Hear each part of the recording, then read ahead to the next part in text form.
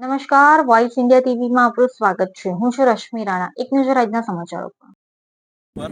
બે બાપડીઓ આવેલી છે અને એ કાયમ માટે તૂટેલી જ હોય છે. આજે વરસાદ થયો અને આજે 15 દિવસ પૂરા થઈ ગયા. આજ દિવસ સુધી રસ્તો બંધ ને બંધ હાલતમાં છે. અનેક રજૂઆતો કરેલી છતાં આજ દિવસ સુધી રસ્તો એ ચાલુ નથી થયો. આજે ડિલિવરી વાળી બહેનોને અમને ખંભા ઉપર લઈ કરીને એ નદી ક્રોસ કરાવવી પડે છે.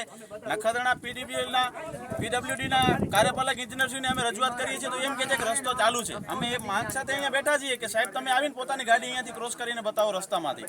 અમે આજે આટલી પબ્લિક ભેગી થઈ છે, કોઈને કઈ શોખ નથી કે કોઈને હેરાન કરવાનો કે પોતાને હેરાન થવાનો. આજે મજબૂરન અમને ના છૂટકે કોઈએ નથી સાંભળ્યું ને ત્યારે અમને આજે રસ્તા પર ઉતરવા મજબૂર થવા પડ્યું છે. તમારે શું માંગ છે અત્યારે? અમારી એક જ માંગ છે કે આજે ને આજે પાપડીનું કામ ચાલુ થવું જોઈએ, બરોબર ને આજે રસ્તો ચાલુ થવો જોઈએ તો અમે અહીંયાથી હટશું ને કામે નહીં હટીએ.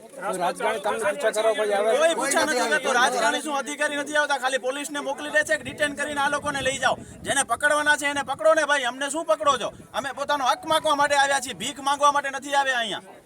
શું છે તમારી માંગ? મારી માંગ એટલી જ છે કે અમે જેટલા આજ 8-9 ગામવાળા બધા ભેગા થઈને અહીંયા બેઠા છીએ રોડ ઉપર. જે નદી 15 દિવસ વરસાદ પડી, નદી પુલ તૂટી ગયો, કોઈ સાંભળવાવાળું નથી. અહીંયા બધા ગામવાળા ભેગા થયા છે તો પોલીસ આવી ગઈ છે. અમે રસ્તો રોક્યો છે, અમે 8 દિવસથી હેરાન થઈ. કદાચ રસ્તો રોકીને 2 કલાક પબ્લિક હેરાન થશે તો અમારા માટે બધા 8 ગામવાળા સુખી થશે 1-2 કલાક માટે. અત્યારે રજાકભાઈ અહીંયા બધાને ગામવાળા થાય તો ડિટેન કરવા આવ્યા છે એમને.